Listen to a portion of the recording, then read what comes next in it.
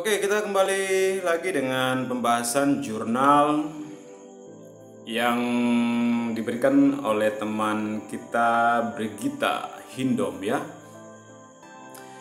Ini dia memilih topik tentang analisis geologi teknik pada kegagalan bendung Cipaminggis, Bogor, Provinsi Jawa Barat. Ya, ini merupakan proceeding atau seminar hasil penelitian yang dilakukan di seminar yang dilakukan waktu seminar nasional kebumian ke-10 di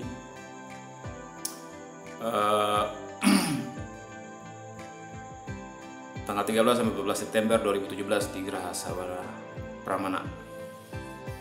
Oke, kita langsung masuk aja. Ini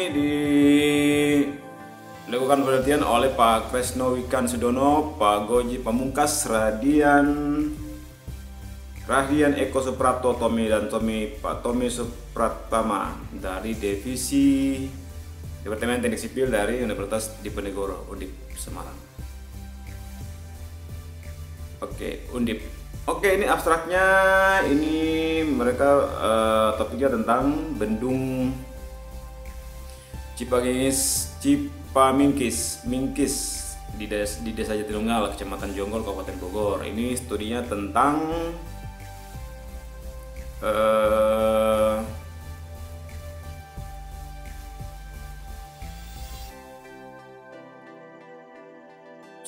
tentang apa, geologi teknik daripada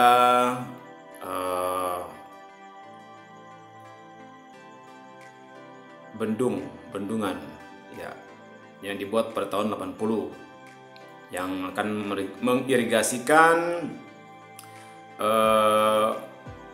sawah sebesar sekitar 7.805 hektar sawah ya di Kabupaten Bogor dan Kabupaten Bekasi.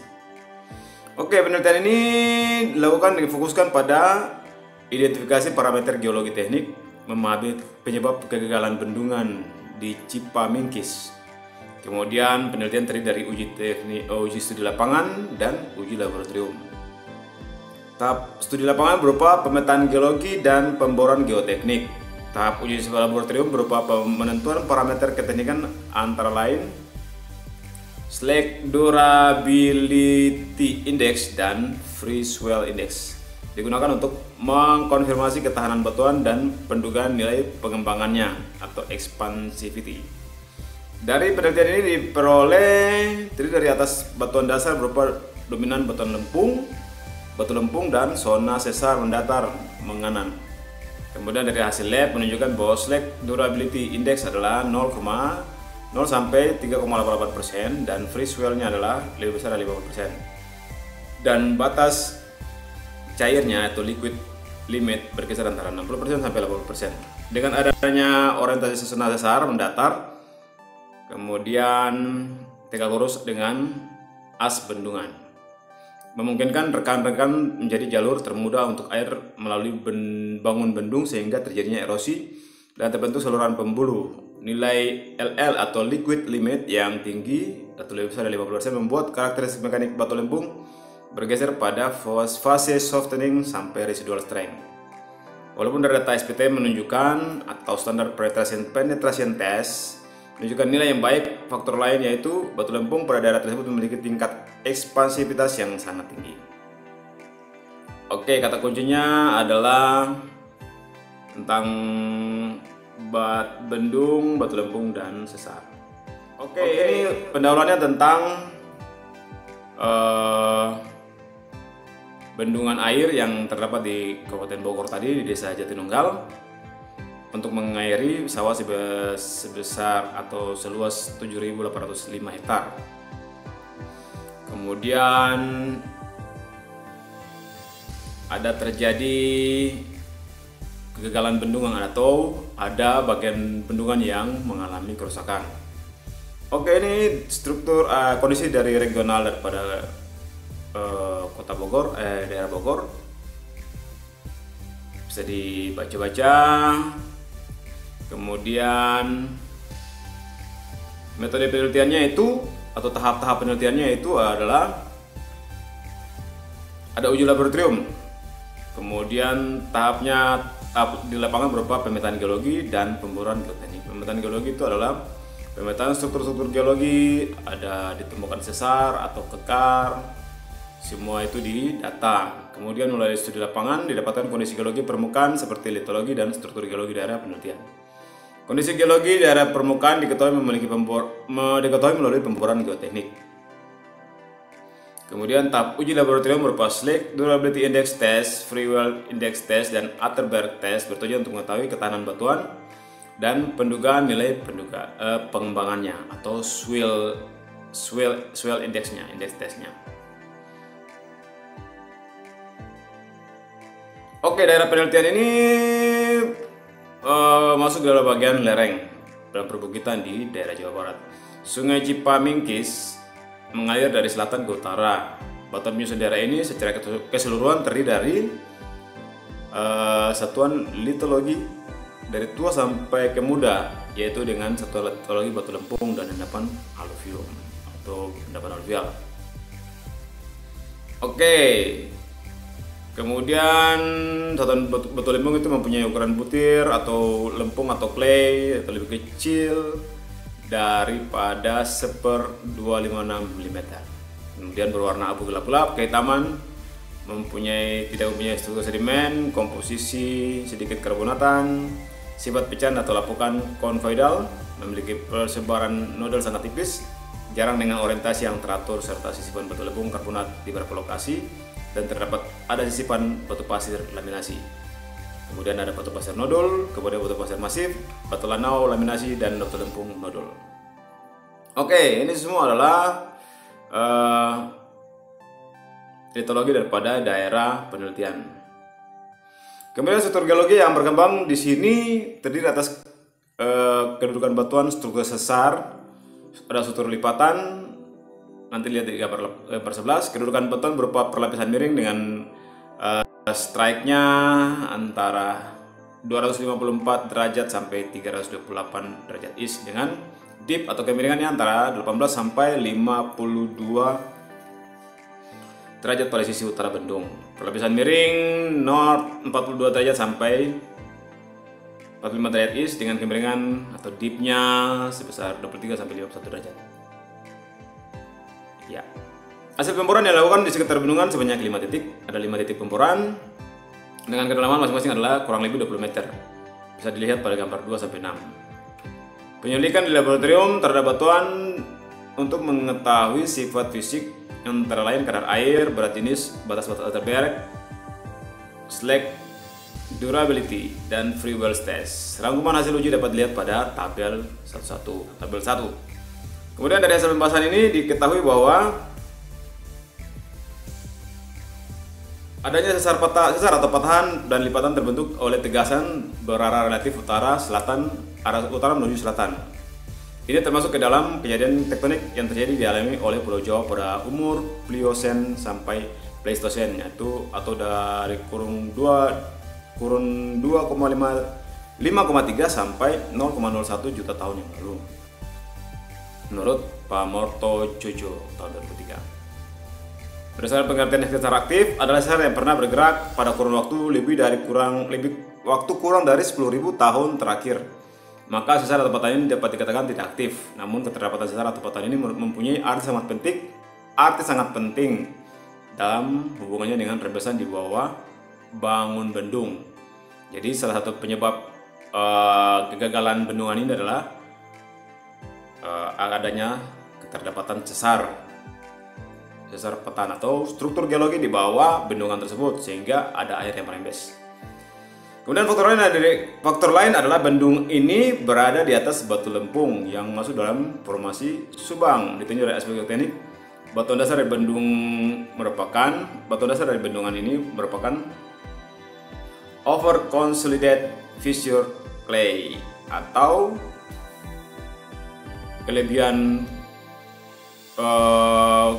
bagian patahan daripada clay yang sangat terpadatkan, ya.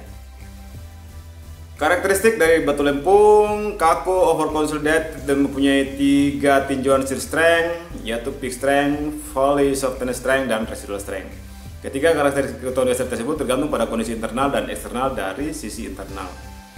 mineral dan indeks properties dari batu lempung mempengaruhi kekuatan geser. Sedangkan dari sisi eksternal adalah pengaruh dari perubahan lingkungan, suhu dan kadar air. Kadar air mempengaruhi kondisi daripada karakteristik dari batu lempung tersebut. Oke, hasil laboratorium itu menunjukkan bahwa batu lempung tersebut mempunyai tingkat LL yang sangat tinggi. Ya, yaitu sebesar 68 sampai 89%. Ya, batas liquidnya, atas batas cairnya. Jika ditinjau dari durabilitas dan ketahanan ketahanan batuan dasar dengan uji Slake Durability, nilai SDI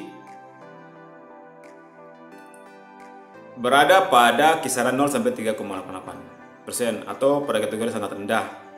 Kedua parameter kunci tersebut mengindikasikan bahwa dalam penentuan nilai kuat geser harus hati-hati dan cermat. Besarnya nilai FSC juga mengindikasikan adanya mineral morilonit, pras dan sidaran. Ya. Kemudian terjadinya sesar patan, terjadi rembesan utama, terdapat banyak rekahan. Jalur ini akan menyalurkan air rembesan dari hulu sungai lewat pondasi bendung dan selanjutnya muncul di hilir bendungan. Arah sesar hampir tegak lurus poros memanjang bendungan di bawah sungai merupakan lintasan rembesan. Oke, jadi ada struktur yang mempengaruhi daripada rembesan tersebut. Dari uji SPT yaitu melakukan penetrasi, nilai uji N-nya menunjukkan bahwa penetrasi atau standar penetasan tes yang dipukul 12 pukulan dan tertinggi pada pukulan ke-40 pada nilai 40 pukulan. Apabila menggunakan peak strength parameter, tentu daya dukung batuan dasar atau pondasi memiliki angka yang sangat tinggi. Dengan nilai NSPT pada kisaran tersebut, kuat geser parameter peak atau tingginya atau pecahnya atau nilai tinggi daripada kuat gesernya berada pada kohesi efektif adalah 50 sampai 100 kPa dan sudut geser dalam atau P efektifnya adalah 25 sampai 30 log tahun 2007. Bahkan pada nilai pada NSPT di atas 60, over consolidated clay dapat mempunyai nilai P di atas 40 derajat. Ini termasuk tergolong jenis batuan yang sudut gesernya sangat besar. Dan ini berpengaruh pada kekuatan gesernya. Kekuatan gesernya makin besar juga. Dengan menggunakan korelasi Stark tahun 2004, maka dapat diprediksi bahwa kekuatan geser pada fase fully softened dan residualnya berdasarkan data laboratorium pada kedalaman 450 sampai 5 meter. Nilai liquid limit atau batas cairnya adalah 64,40% dan clay fraction adalah 50%. Maka dapat dihubungkan dengan tegangan geser dengan tegangan normal dapat dilihat pada gambar 8. Maka parameter tanah adalah sebagai berikut. Untuk nilai kohesi adalah 1 kPa. Oke, untuk sudut geser dalam untuk full atau complete softenednya adalah 19,88% dari 88 derajat. Kemudian sudut geser dalam untuk residualnya adalah 9,21 derajat. Berdasarkan korelasi pada gambar 8, maka dapat diketahui bahwa telah terjadi penurunan daya dukung ketika kegagalan total terjadi. Oke, ini adalah hasil-hasil yang diperoleh pada saat sebelum dilakukan ada gaya-gaya yang bekerja yang menyebabkan ini adalah nilai kompaksinya yang sangat tinggi 19,88 derajat untuk sudut kohesinya. Kalau kita lihat di sini untuk kohesi yang efektifnya itu adalah sekitar 50 sampai 100 kPa. Sedangkan setelah mengalami clay fraction 50% dan kemudian ada liquid limit 68,40%, maka kohesinya menurun menjadi 1 kPa. Yang tadinya kuat gesernya sudut geser dalamnya adalah 19,8 derajat menjadi sisanya menjadi 9,21 derajat. Ini sangat kecil untuk dilakukan atau masuk dalam skala kekuatan atau kuat geser daripada lempung tersebut. Kemudian untuk parameter kuat geser pada fase residual strength, nilai C efektif adalah 1 kPa dan P adalah 9,21 derajat. Sedangkan pada saat inisiasi kegagalan yang ditandai dengan kerusakan pada pintu pengambilan dan lereng hilir, kuat geser telah bergeser pada fase fully shortened dengan C kohesi efektifnya adalah 1 kPa dan P adalah 19,88 derajat. Kemudian untuk merehabilitasi membangun bendungan untuk memenuhi kebutuhan irigasi, maka sebaiknya memperlihatkan aspek-aspek geologi teknik. Lokasi bendung harus diletakkan pada daerah dengan sedikit yang struktur. Batuan dasar atau pondasi bendung diperbaiki daya dukungnya sehingga menjadi lokasi yang lebih stabil. Untuk keperluan keamanan jangka panjang disarankan untuk memperhitungkan daya dukung berdasarkan peak strength, fully shortened strength, dan residual strength. Selain itu, struktur bendungan dibuat sebagai konstruksi menggantung apabila terjadinya gerusan pada pondasi. Ya, ini teknik-teknik yang dipakai supaya mencegah keruntuhan daripada struktur pondasi daripada bendungan tersebut. Dapat kita tahu bahwa di bawah dasar pondasinya itu adalah banyak terdapat struktur dan juga menyebabkan kekuatan geser daripada batu lempung yang ada di sekitar pondasi daripada bendungan ini mengalami penurunan kekuatan gesernya. Yang tadinya kohesinya cukup besar dari 50 sampai 100 kPa dan mempunyai P yang sangat tinggi, sudut geser dalamnya lebih bisa sampai 25 sampai 30 derajat. Untuk nilai pukulan tersebut 40 pukulan ini, tapi ternyata setelah diuji residualnya adalah sekitar 9,21. Untuk sudut geser dalam dan kohesinya adalah 1 kPa, sangat kecil untuk daya dukung kekuatan gesernya. Dapat diketahui dari kesimpulan ini dapat disimpulkan bahwa lokasi bendungan Cipamingkis terletak pada zona struktur berupa sesar mendatar menganan sehingga banyak rekan pada batuan lempung, batuan dasar, banyak sesar mendatar. Selain itu, karena zona struktur material pondasi atau batu lempung pada lokasi bendung termasuk pada material yang sangat ekspansif dengan durabilitas yang sangat rendah. Dengan demikian, kontak dengan lingkungan yang terlalu lama, perubahan suhu dan kandungan air dapat menyebabkan penurunan daya dukung hingga 75% dari kekuatan inteknya. 75% dari kekuatan inteknya. Harusnya dia kuat, tapi karena ada kandungan air dan perubahan suhu menyebabkan dia juga mengalami pengurangan kekuatan. Juga ada durabilitas atau ketahanan yang sangat rendah atau tingkat pelapukannya sangat kalau dihubungkan dengan fake durability. Nanti kita lihat daripada tabelnya. Oke, itu pembahasan kita untuk materi saat ini. Nah, ini adalah kolom stratigrafi daripada area penelitian. Ini bukti lapangan. Kemudian ini ada batu lempung, batu lanau. Ini ada di masing-masing kedalamannya. Nah, ini adalah ada stratigrafinya atau ya terlihat di bukti lapangan. Ada batu lanau, batu laminasi yang berukuran butir lanau, batu pasir nodul, batu lempung masif, laminasi. Oke, berikutnya ini adalah tabel atau dia punya kedalaman dari pemboran inti ya, dan uji SPT. Kita lihat di sini ada pemboran inti yang dimulai dari kedalaman 2 meter, 4 meter. Ini dengan tebal 2 meter, ini tebalnya tebalnya adalah 6 meter dari kedalaman dari ketinggian 2 sampai 8 meter.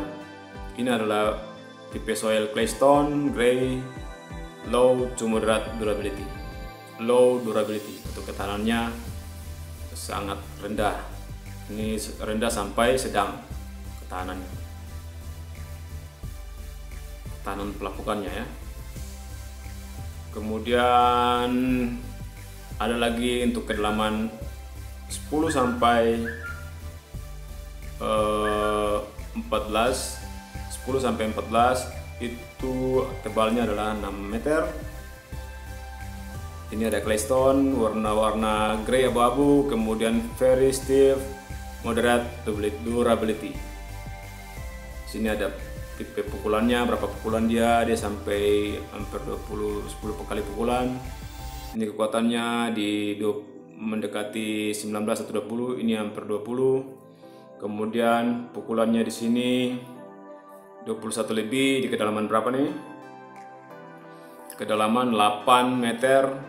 Kemudian kedalaman 10 dia sudah mencapai 20 lebih, 21, 12 sampai paling tinggi adalah di kedalaman 20 meter, yaitu dia pada pukulan ke-40. Ini kalau kita lihat grafiknya atau tabelnya, dia kedalaman ini adalah kedalaman 20 meter dengan 40 kali pukulan. 40 pukulan itu sudah paling keras. Kemudian dia dibatasi sampai 20, dibatasi ke 20 pukulan, 20 meter.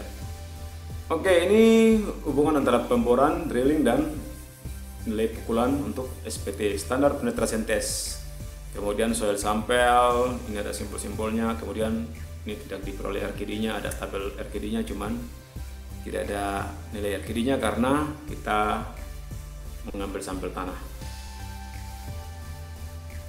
Kalau RKD berhubungan dengan Rock Quality Designation untuk perolehan daripada total batuan yang dibor atau coringnya. Ya, ini sama kayak tadi.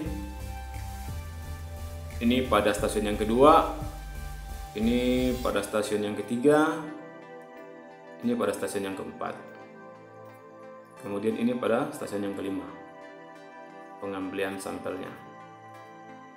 Nah, ini adalah peta geologi dengan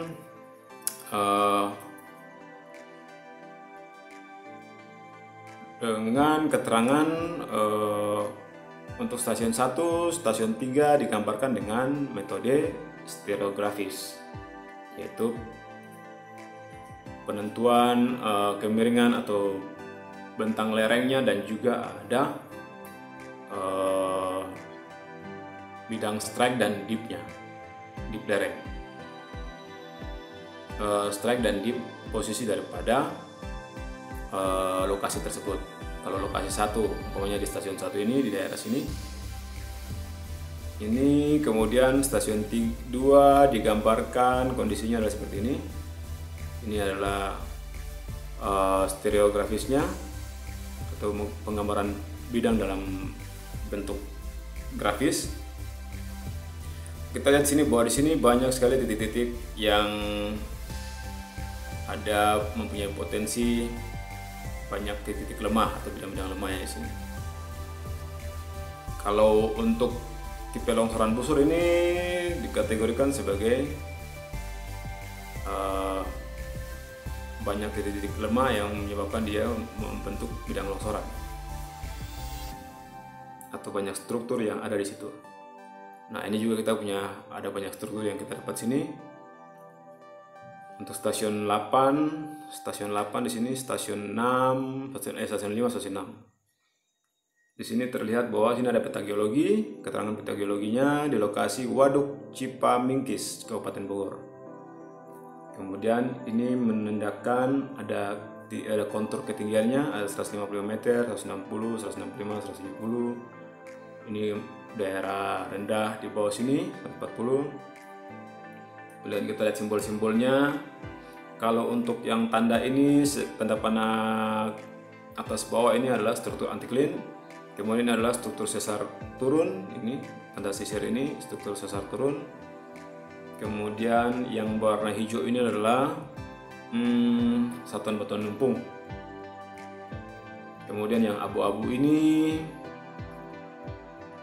adalah satuan batuan endapan aluvial atau batuan dari hasil sedimentasi sungai, ya, endapan aluvial daerah sini. Karena ini dia di dekat sungai yang dibendung, akhirnya di pinggir-pinggirnya ini adalah daerah-daerah endapan aluvial.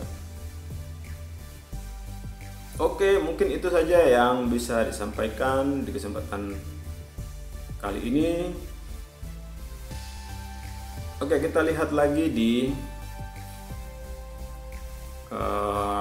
grafik ini adalah hubungan antara kekuatan geser dan juga kekuatan geser atau shear strength terhadap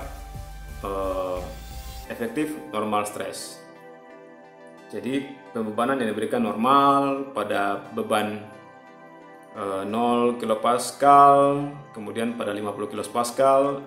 Di sini kekuatan gesernya adalah, kalau sini 150, ini 25, berarti sekitar 10. Kemudian diberikan teganan lagi, teganan efektif normalnya pada pengujian nanti di lab. Ini grafik tegangan geser untuk pada kedalaman 450 sampai 5 meter.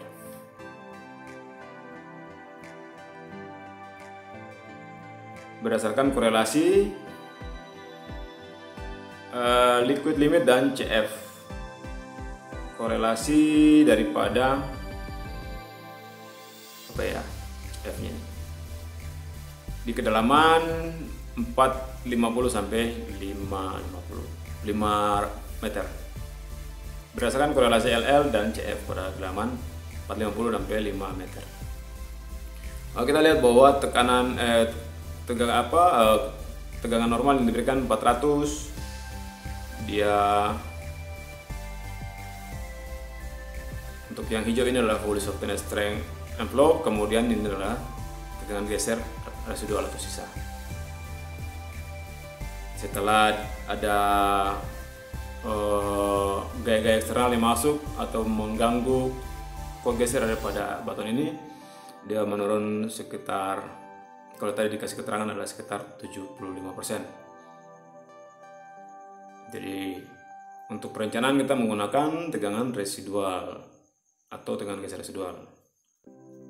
Nah, ini dia pengamatan pertama. Kita lihat sesar normal di daerah penyelidikan.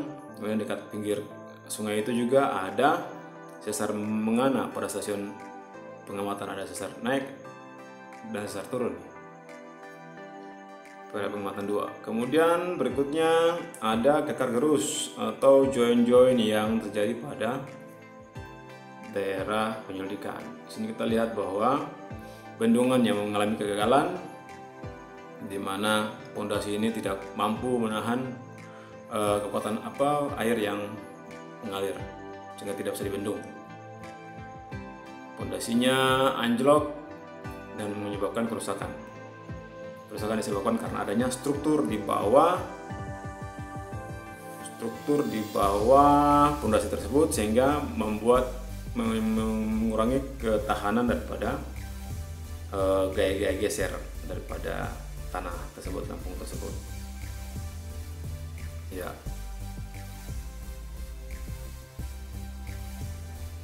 Dari pemboran inti tadi dikatakan bahwa dilakukan pemboran kedalaman 20 meter dengan nilai pukulan SPT-nya adalah 40 kali. Itu kuat gesernya sudah memungkinkan dan sangat bagus untuk dilakukan perencanaan. Oleh sebab itu, untuk perencanaan selanjutnya bisa menggunakan data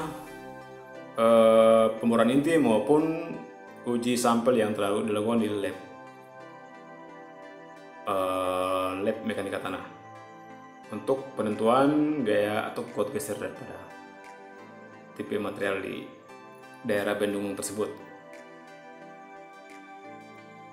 Ya, kita lihat bahwa bendungannya sudah longsor, sudah amblas karena daya dukung pada pondasinya atau pondasinya tidak kuat menahan karena pondasinya berada pada daerah dengan struktur yang sangat besar.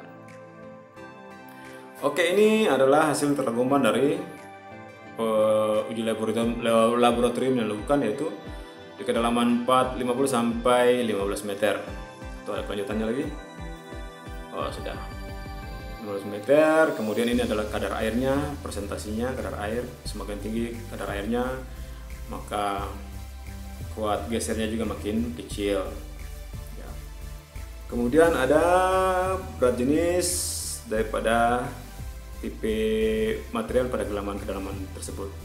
Kemudian ada porositasnya makin tinggi, maka pori-porinya juga makin besar sehingga mampu menampung air dan bisa menyebabkan faktor pengembangan. Kita lihat sini pengembangan swell faktornya atau free swellnya adalah 68%. Jadi pengembangan ini dapat mempengaruhi kekuatan daripada tanah tersebut. Tanah itu mengembang dan mengakibatkan pondasinya itu bisa berubah daya dukung tanahnya. Oke, ini adalah ketahanan daripada slag atau slag durability atau ketahanan daripada pelapukannya. Di daerah test point yang pertama 9,47, kemudian 45, ini semakin besar di BH yang kedua. Oke, itu yang bisa disampaikan untuk materi kali ini. Silakan diberikan respon untuk materi ini, kemudian bisa dikumpulkan kembali.